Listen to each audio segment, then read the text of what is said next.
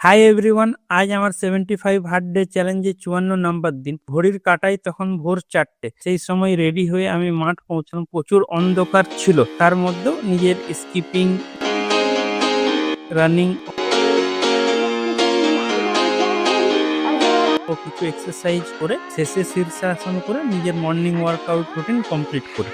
আজ শ্রীমদ্ ভগবদ গীতায় পড়লাম, শ্রীকৃষ্ণ হচ্ছেন পরম পুরুষোত্তম ভগবান এবং তিনি হচ্ছেন অসীম অনন্ত, তাই তার মধ্যে সবকিছুই দর্শন করা যায়।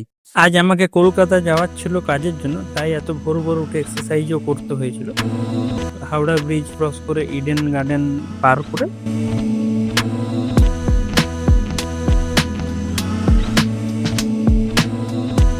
আমি কলকাতা পৌঁছাই। সন্ধ্যায় জিম পৌঁছে পরে প্রথমে ওয়ার্ম আপ করে নিই, তারপর আজ আমার বাইসেপ ট্রাইসেপসের ডে ছিল।